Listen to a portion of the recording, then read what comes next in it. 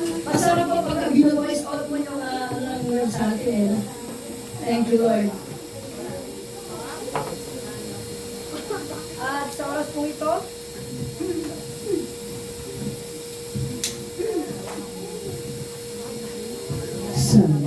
sa oras po ito ay handa natin ang ating mga puso para po minsan pa mapagpala sa buhay at makapangyarihan ng salita ng Diyos. Handa na po ba lahat? Amen! Handa na po ba lahat? Amen! Dito po sa gitna, handa na po ba lahat? Amen! Dito po sa tagiliran, handa na po ba lahat? Amen! Tatatliran ka. Hindi nakikinig sa atin. Amen. So, sa oras po ito ay buksan natin ang ating mga puso. Minsan pa sa pakikinig ng salita ng Diyos.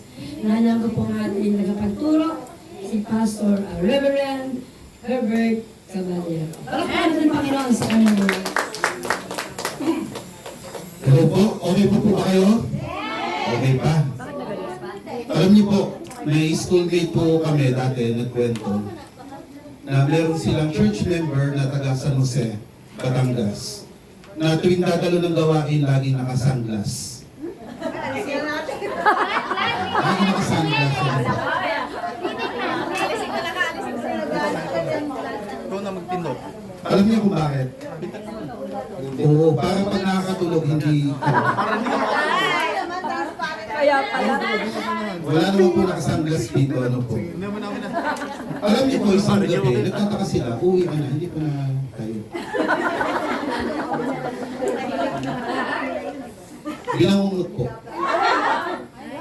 O ginising po nila, hindi na talaga magising. Kaya wag ko kayo matutulog. Ibalik kung kasama natin si Pablo, nakakatulog kayo, pwede kayong Mabuhay. mabuhay ulit. Kapag wala ko si Pablo, ano po.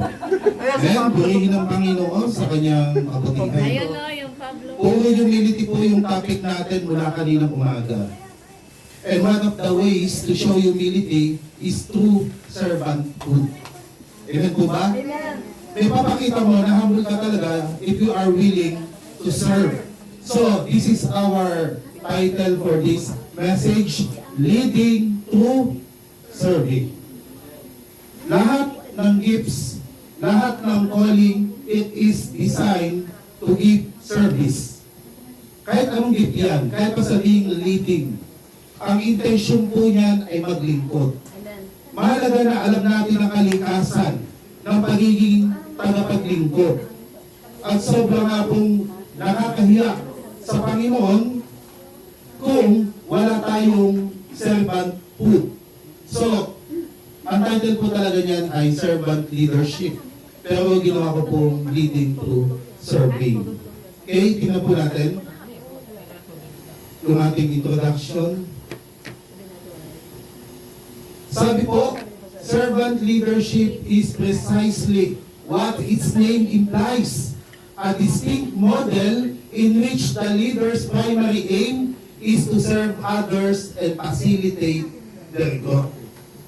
Pag sinabing paglilingkod, hindi ito nag-iisip ng tungkol sa sarili. Ang iniisip nito yung kapakanan ng iba. Laging ganon. Hindi mo unahin yung sarili mo. Ang sabi nga sa Biblia, huwag mong ituring ang sarili mo na higit na dakila kaysa iba. Hindi kailangan na mas dakila yung tingin natin sa sarili natin dahil tayo po ay tinawag. Hindi upang Panginoon, kundi maglingkod. So our text will be based from John 13 to 15. At pwede po ba na tayo ay magsitayo bilang pagbibigay galang sa salita ng Panginoon? John chapter 13, verses 13 to 15. Read, begin. You call me teacher and Lord, and rightly so, for that is what I am. Now that I, your Lord and teacher, have washed your feet, you also should wash one's another feet. I have set you an example that you should do as I have done for you. Kalpin mo na lang yun. Aming Diyos, salamat muli sa opportunity na makapaglingkod. Salamat Panginoon sa buhay ng mga kapatid na kasama ngayon. Turuan mo kami ng iyong pamamaraan, Panginoon. turuan mo kami ng tamang paglilingkod. Hindi paglilingkod na gusto namin, kundi paglilingkod na kalugod-lugod sa iyong harapan. Salamat po aming Diyos dahil ang maging kabahagi ng katawan ng isang pribilehiyo, ngunit ito ay may kalakip na responsibilidad at ito ay ang katapatan at pagmamahal, Panginoon, sa aming mga kasama. Salamat aming Diyos, nawa nga po likhaan mo kami ng puso na katulad na sa aming Panginoon Kristo upang wala kaming gagawin na tungkol sa amin. Wala kaming sasabihin na tungkol sa aming sarili, kundi tungkol sa Kanya. Salamat po aming Diyos, ikaw siya mamuna sa amin. Ito'y dalangin namin aming Ama sa pangalan ng aming Panginoon Kristo. Amen. Amen, makaupo na po. Please be seated po. Sige po, diretso po tayo.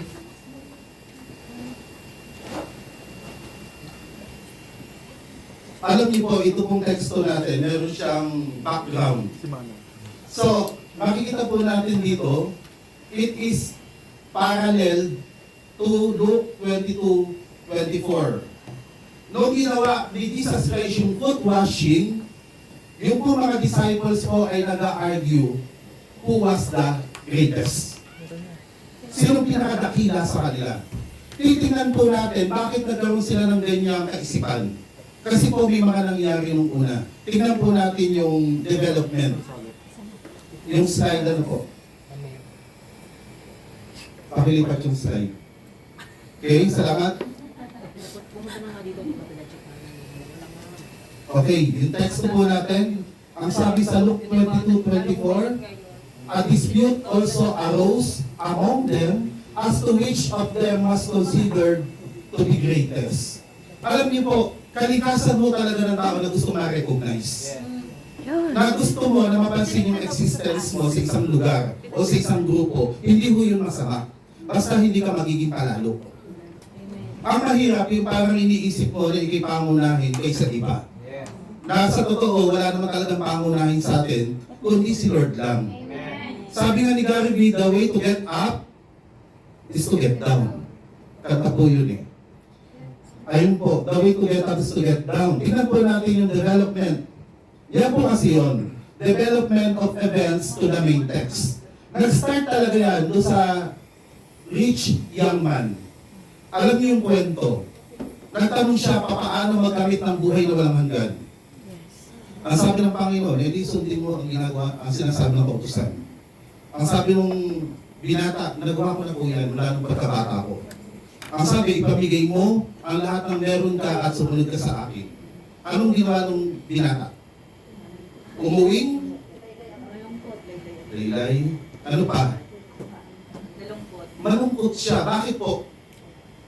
Dahil siya po'y napakayaman. Hindi niya kayang i-give up yung meron siya. Bilang pagsunod kay Lord. Kaya ang sabi ng Panginoon, mas madaling pumasok ang kamelyo sa butas ng karayom kaysa isang mayaman na maligtas. Alam niyo sabi ni Pedro, pero kami, Panginoon, iniwan namin lahat ng dahil sa iyo. Ako naisip ko, di ba pwede naman sabihin ni Lord, mas malaki iniwan ko kaysa iniwan niyo. Pero ang sinabi ni Lord ganito, ang sino mang mag-iwan ng mga pamilya, ng mga lupain, ng mga pinanggalingan na dahil sa akin ay tatanggap ng gantimpala. Tumanim sa isip nila yun, tatanggap ng gantimpala.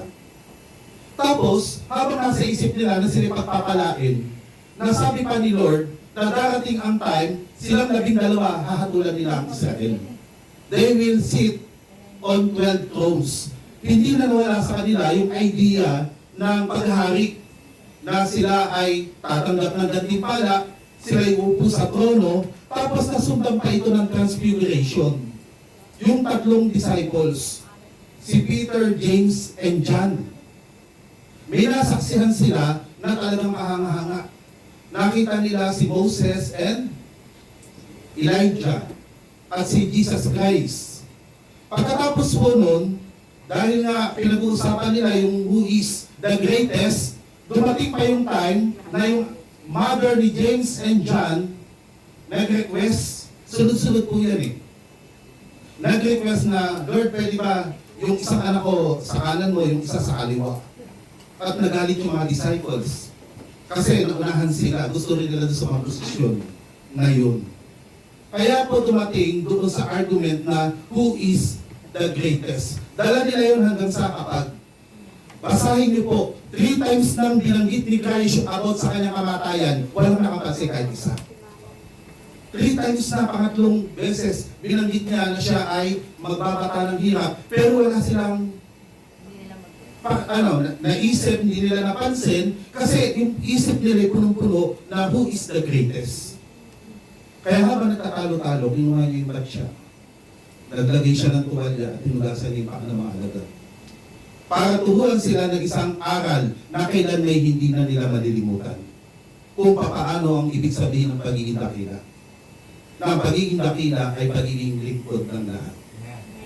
Ito po ang pag-aaralan natin ngayong tanghali. I'd like to share to you 3 distinguishing characteristics of servant leadership. Ito po kasi talaga yung model ng ministry ng mga believers. At ito ang pinag-uulan natin, si Jesus Christ mismo. Ang sabi ng salita ng Diyos, siya pumarito, hindi upang paglingkuran, kundi upang maglingkod at mamatay sa ikaliligtas ng marami. So, the first distinguishing characteristic of a servant leadership, it should be motivated by love. Alam nyo, ang pagmamahal po ay isang lingwaheng nauunawaan ng lahat. Pati nga pusa nakakadama ng pagmamahal Pati aso. Yung matapang na aso kapag sagana sa himas, bumabait Galing manok, yun lagi hinihimas Mas nahihimas na yung lalaki kaysa sa asawa niya yung manok. Motivated by love. Ang pag-ibig, yan, tumutulay. Kahit anong ministry mo, kapag ginagawa mo ito may pagmamahal, ramdam ng tao. Kahit ano. Kasi yung spirito ng pagmamahal tumadaloy sa ginagawa mo, papunta sa kanila. Yun yung mga ministeryo nagmamarka sa iba. Yung may ginawa sa kanila na nagmarka ng pagmamahal. So dito makikita po natin mga kasama, sa John 13:1, it was just before the Passover festival, Jesus knew that the hour had come for him to leave this world and go to the Father. Having loved his own who were in the world, he loved them to the end. Yung pag-ibig ni Kristo, yun yung bumabalot sa buong ministeryo niya. Mula na nag-umpisa siya hanggang dulo, minahal niya yung mga tao. Amen. Yan ang pag-ministeryo. Hindi ito basta paggawa lang. Kasi kapag gumagawa ka na walang pagmamahal, para siyang pagpapagod lang. Pero kapag ginagawa mo, ano man ang ginagawa mo na may pagmamahal, ito yung mga ministeryo nagmamarka sa puso ng tao na hindi na nila malilimutan kahit kailan. At darating yung time na nabigyan sila ng opportunity, they will do the same sa mga pinaglilingkuran nila kasi naranasan nila. So, gusto natin maglingkod ng maayos sa Panginoon. Our services should be motivated by love. Kailangan may pagmamahal. Kailangan puspos ng pagmamahal. Ang sabi po sa Romans 5:8, ipinagtagubili ng Diyos ang kanyang pag-ibig sa atin nung tayo ay makasalanan pa. Yung pagmamahal niya sa atin, hindi nag-uugat sa tayo, kundi nag-uugat kung sino siya. Lahat ng galaw ng Diyos lagi nag-uugat sa kalikasan niya. Amen. Hindi ito kumukot ka kung sino siya. Kaya minsan tumatanggap pa rin tayo ng pagpapala kahit na marami tayong pagkukulang. Kasi yung pagpapala tinatanggap natin, hindi dahil sa atin, kundi dahil sa Kanya. Amen. Amen. Dapat ganun po. At kapag naunawaan niyo po kung paano kayo minahal, hindi mo imposibleng magmahal ng iba. Naranasan mo kung paano ka pinatawad, hindi mo yung patawad sa iba. Kasi yung katangian na yun, hindi galing sa iyo Galing sa Diyos, dumadaloy sa iyo, papunta sa kanila. Ayan ho, yan ho yung tinatawag na servant leadership. You are leader, pero you are willing to serve. Yung ministry mo, yan man ay administration, nakadesenyo na maglilingkod. Magsisilbi sa kapatid. At ang mission naman nila, magsisilbi sa iyo. Lahat tayo magsisilbi sa isa't isa. So, ayan po, it should be motivated by love. Kasunod po, ang sabi po, he loved them to the end. This is the Greek word telos, which means an accomplished purpose. Ibig sabihin, ipinapalagay ng Biblia na nagawa ni Christ yung ministry niya true love sa pamamagitan ng pagmamahal. Siguro yun yung pinakamagandang ministry. Hindi naman dito mahalaga kung anong ginagawa mo eh. Mahalaga kung paano mo ito ginagawa. Hindi na masyado mahalaga kung anong mga ministry natin kasi pantay-pantay naman lahat yan. Pero darating ang panahon, susukatin ng Panginoon kung paano mo ito ginawa para sa Kanya at para sa iba. Yun yung mahalaga. Kaya mga kasama, kailangan po, katulad ng sa Panginoon, yung ating paglilingkod mula umpisa hanggang katapusan dapat balot ng pag-ibig. Kasi yan yung mga paglilingkod na gagamping-pala ang pagdating ng panahon. Mga gawa sa metal na hindi nasusunog. It is used in several sense, meaning completely to the end at the end. Theologically, it is used of Jesus' work of redemption for humanity on the cross. Yung word na tetelestai, it is complete or it is finished. Ibig sabihin completeness ng mission. Usually sinasabi yung kapag nagpinta ng napakatagal natapos, tetelestai. O kaya nag-okay ng napakahirap, inabot ng ilang linggo, natapos niya, tetelestai. It is finished. Ibig sabihin po nun, nagawa ni Christ na maipadama sa mga disciples yung kanyang pagmamahal mula umpisa hanggang katapusan. Doon, yun ang bumabalot sa kanyang ministry, pagmamahal. Amen po ba? Amen. Yung pagmamahal na yan po ay napakaganda. Huwag natin pagkain sa iba kasi hindi naman tayo pinagalitan ng Panginoon. Okay, tuloy po tayo. Ano kailangan? Serve one another with love. Talagang gawin natin na may pagmamahal. Kasi po, karangalan talagang maglingkod sa Diyos. Amen. Isang karangalang hindi mo gagawin mong kayamanan sa puso mo na binigyan ka ni Lord ng pagkakataong maglingkod sa mga kapatid na nandito. Kung ano mo yung pwede mong gawin. Sabi nga, yung word ng Philadelphia, compound word po yan eh. Ano po yan? Love for brothers.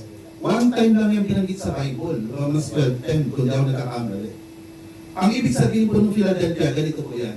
Kung may anak ka, pumunta ka sa palengke, pag tumingin ka sa mga magagandang damit, ang nasa isip mo, hindi sarili mo.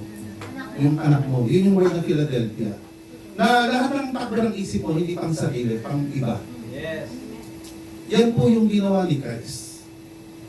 Talagang lahat ng hirap niya, bigat-bigat ng krus, Pero, tayo ang nakasalanan kaya tinis ng lahat. Kaya, maglingkod po tayo, paglingkodan natin ang isa't isa na may pagmamahal. Amen po ba? Amen.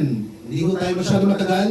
Second, distinguishing characteristics of servant leadership. Una, it should be motivated by love. Number two, it should be characterized by humility. Bakit humility? Alam niyo yan, naisip ko nga niya puts pa eh. Ngayon, di ba puts pa na yan? Ang kaibahan lang noon, walang kalsada. Kaya pinakapagpaputs pa na. Minsan isda pa nga yung nakagat-kagat sa paa mo eh, Ang kaibahan lang po dito sa kanila, mas pangit po yung paa. Talaga kung makikita niyo po ang paa ng mga disciples, masasabi mong mga nature lover, na pag hinasigaw na ng munggo, magiging togi, Makapal ho talagang dumi. Kasi alam niyo, nung araw, wala ho talagang kalsada. Ang kalsada po ay maalikabok, makapal ho ang disyerto, walang tricycle, walang jeep, walang train, walang minibuses. Lakad po. Kung mapalad ka, mapipilay ka pa, makakasalisod ka sa kalsada ng nakatago sa mga lupa. Talagang madumi ho talagang paa. Sa sobrang babaho ng ganitong klase ng trabaho yung maghugas ng paa, hindi po yung pinapagawa sa isang normal na taong marangal. Sa custom po ng mga Hudyo, ito po ay gawain ng isang Gentile slave. Bawat bahay ho na mayaman, may tagahugas lang talaga ng paa. Nakaabang sa pinto. Kapag may dumating na tao, ang gagawin ng slave, hugasan yung paano makapasok. Ang gagawa nun ay Gentile slave. Hindi yung pinapayagang gawin ng mga Hudyo. Kasi ito po'y sobrang nakakababa. Kaya ho ba, kaya niyo hawakan yung paa ng iba? Siguro sa inyo, kaya nyo po, pero, po mahirap pong hawakan yung hindi mo part ng katawan mo. Lalo pa anong may paa. Hindi lahat ng tao nakakagawa po ng ganun. Kasi parang iba yung feeling kapag hawak ng paa. Oo, yung ang sapatos na iba ay mong hipuin eh. Lalo na nakita mo yung paa. Sabi nga, dapat nang ilibing, makapatay na. Oo. Pero, ginawa ni Christ, habang natatalo-talo sila kung sino ang pinakadakila, kumuha na siya ng parang batya ng itubig sa katawid, tinugasan niya paano makalala. Tinugasan niya. Isang gawain ng hindi marangal na tao, ng isang taong napakababa na kalagayan. Yun yung huling lesson na ibinigay niya sa kanyang mga alagad. Yung sila ay mag-imburan sa isa't isa. Ang daming lesson eh. Itinuro, kaso itong mga alagad, di yata natututo talaga. Pero yun yung 3 beses na siya nagsabi tungkol sa kanyang kamatayan, walang nakapansin kahit isa. Ang naisip nila sino pinakadakila. Ang ginawa niya, nagturo siya ng lesson. Hindi salita, gawa mo na.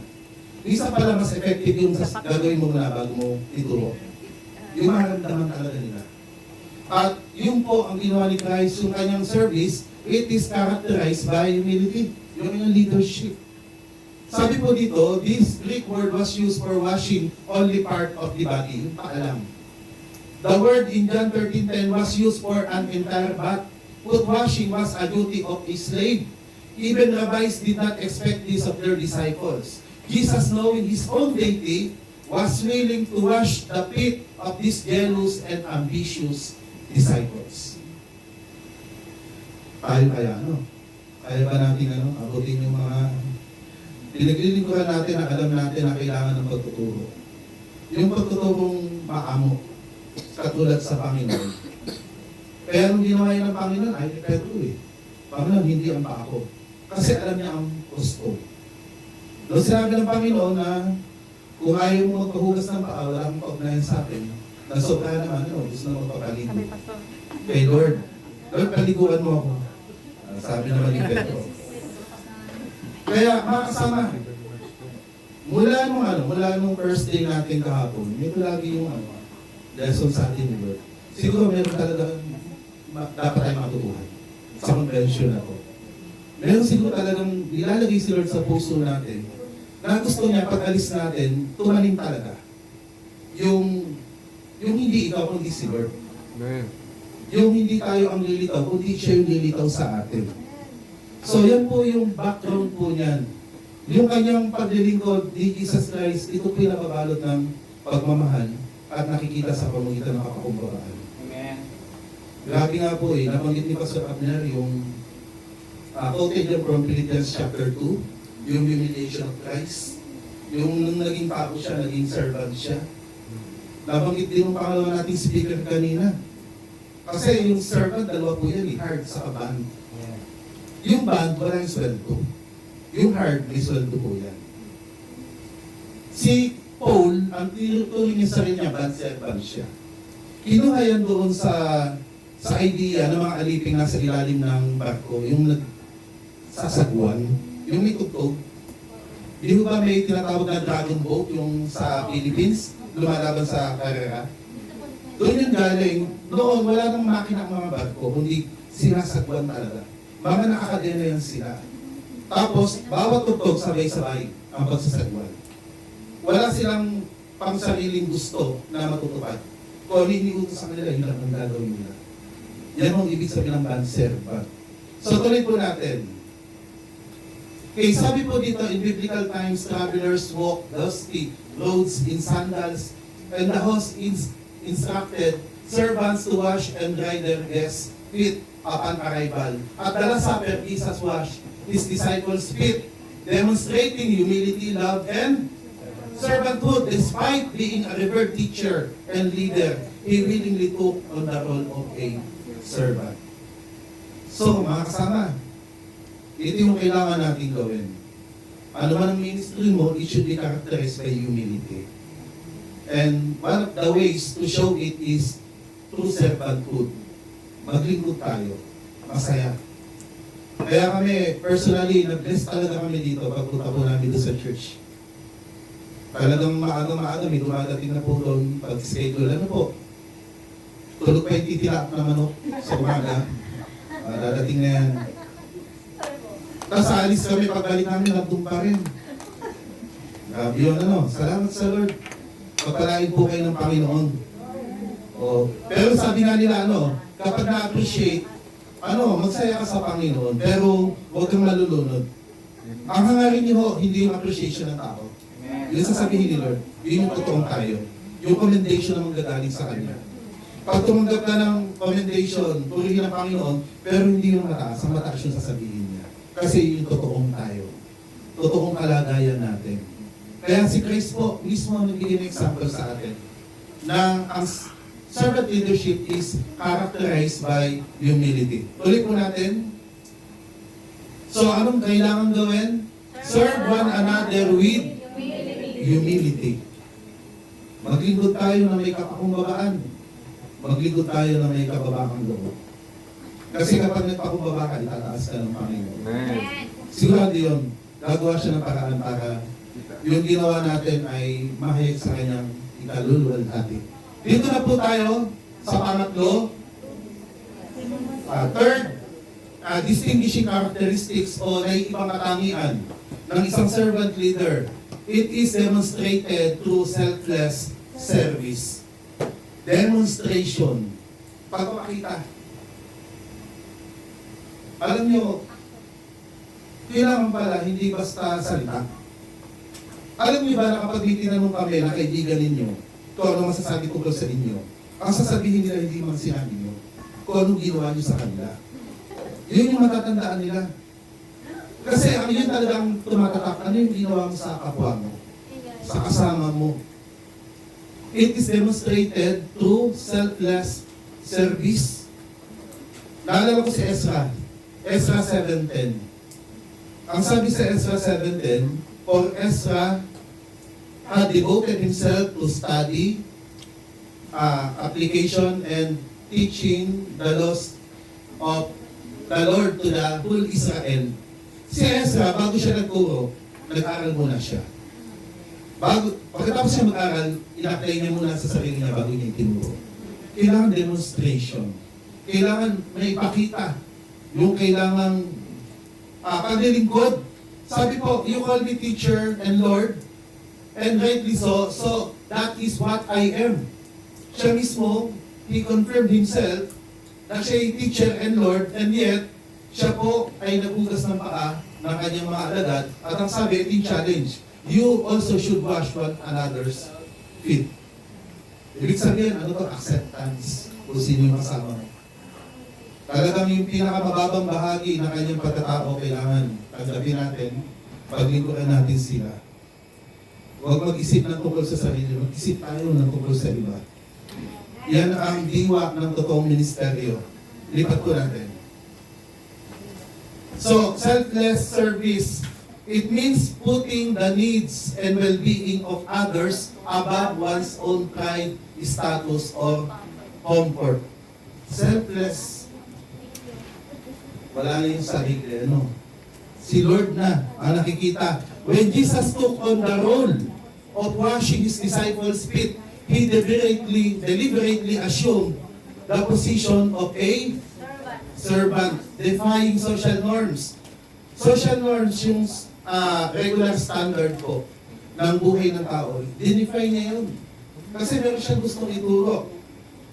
Rather than expecting others to serve Him, Jesus demonstrated that true greatness in God's kingdom is measured by a willingness to serve others. Yan yung greatness. Yan yung kadakilaan. Yan yung kalikasan ng paglilingkod na nakalulugod sa Panginoon. Okay po kayo? Yes po. Amen. Alalahanin niyo si tatay ng sunglass. Pagkain na antok. Oh. Ayan po. Grabe to, no? Salamat sa salita ng Panginoon na talaga lagi niyang ini-impart sa atin. Amen. Kaya yun nga po eh. Dalawa nga po talaga yan. Kapag may igse, maganda sa kalooban. Kapag mahaba ang turo, ay kung hindi nakakalinis ng upuan, nakakantok. Yung iba naman, sabi nila, ang isip ay nasa simbahan, ang katawan, ang katawan nasa simbahan, ang isip nasa labahan. Labahan. Back to reality, di ba? Bukasan na back to reality. Okay, eto na po. Ito talaga. Provide a selfless service to the fellow believers. Selfless. Salamat sa Panginoon. Siguro gradually, natututuhan na po natin yung selfless service. At ito na po siguro yung embodiment ng humility. Servanthood. Kasi kapag naging servant, may servant heart ka kahit leader ka, humble ka talaga. Kasi yung humility mo, hindi sa bibig. Sa gawa, sa buhay. Okay, meron pa po ba? Wala na po. Wala na. Kung wala na, edi tapos na po. Sabi nga po ng estudyante ko, Sir, tama na itong sagot ko. Pag dinagdagan ko, baka lalong magkamali. Yung salamat sa mensahe ng salita ng Panginoon. Alam ko po, kayo ay punong-puno na ng mga teaching. Ang dulo ng bawat pag